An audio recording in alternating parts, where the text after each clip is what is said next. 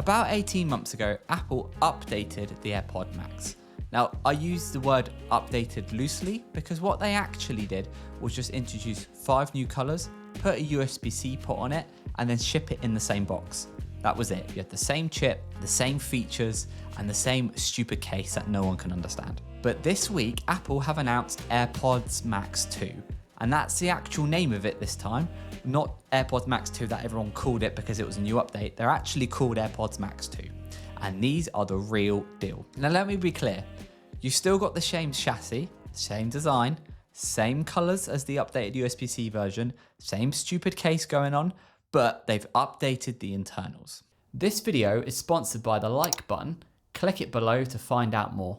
So the H2 chip is the main headline. So it's the same chip that came on the AirPods Pro 2, and it brings with it all the same features that it brought to those headphones. And the difference between what the H2 chip now is and what it enables from the H1 isn't a minor upgrade, it's actually a pretty big overhaul. So let's start with noise cancellation. Apple is claiming up to 1.5 times more effective than the previous USB-C or Lightning generation, which sounds like a number Apple would put on a marketing slide, and it is a number that Apple put on a marketing slide, but it actually does make a huge difference. So the cancellation algorithm is now going to react to noise in real time with far greater precision. This is because the H2 chip has far better computational power than the H1.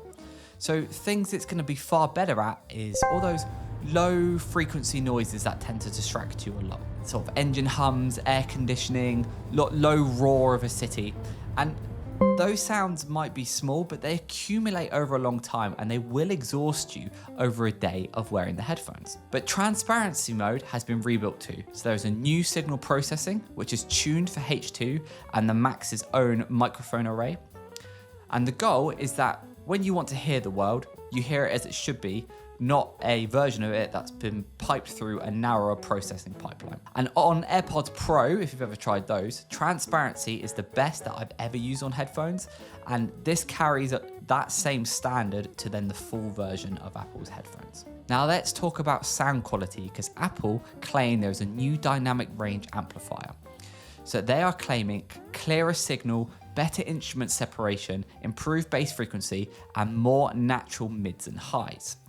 Now, the original Maxes had a sound signature that a lot of people loved, including myself, but this is now going to refine that. And Apple is now claiming lossless audio, 24-bit, 58 kilohertz, wired over USB-C, which you have to use Apple's own cable for this. You cannot use a third party, and they charge $40 for this cable. So they claim for the first time, you can plug your AirPods Max into a Mac and hear uncompressed audio.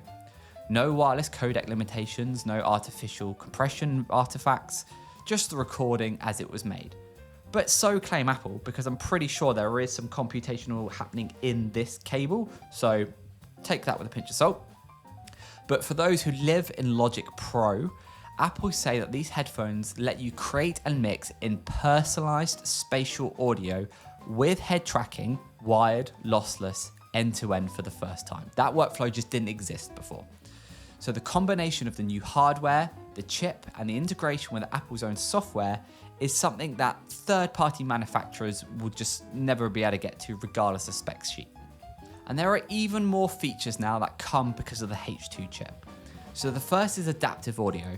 So Apple says the headphones are going to monitor your environment continuously, and they're going to blend noise cancellation and transparency together automatically without you having to choose either mode.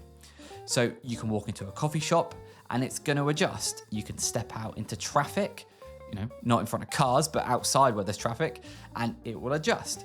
You stop thinking about which mode you should be in. It's meant to do it automatically. And this is one of the better features of AirPods Pro when it was announced there first, and it works pretty well. But what's better, in my opinion, is conversation awareness. So the idea is that in that same coffee shop, you can walk in with your headphones on noise cancelling, and as you walk up to the barista and order your coffee, the volume is going to die down, the transparency mode is going to kick in, and you can hear what the barista is saying in that conversation. Then as soon as you're done, everything automatically kicks back in again. The idea is that there's no sort of tapping on your phone to change settings, there's no pressing the buttons, there's no switching. It's sort of a natural interaction that the headphones sort of try and introduce.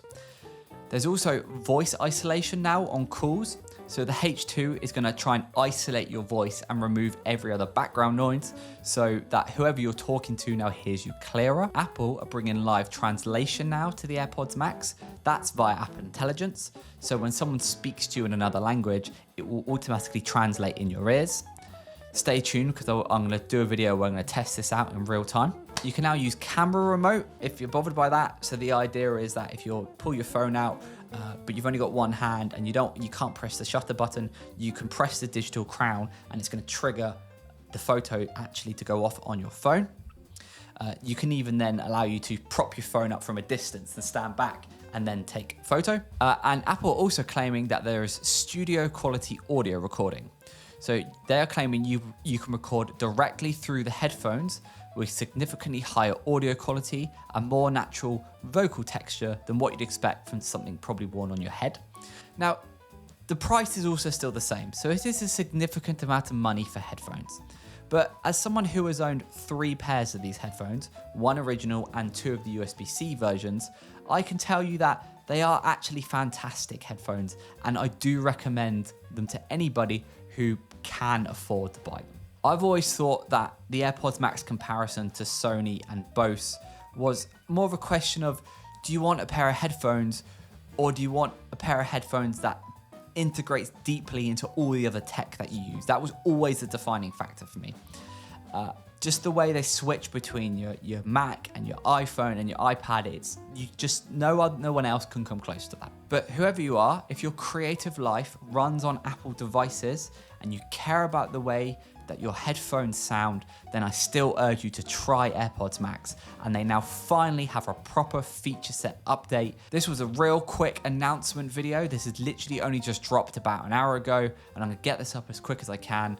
So apologies if it's a bit sort of rushed, the different camera angles, I'm looking away and reading notes, but if this is something you enjoyed, then make sure you hit subscribe to support the channel. AirPods Max, they are available to order on the 25th of March. They're gonna ship in early April, and they're still gonna come at the same $499 price.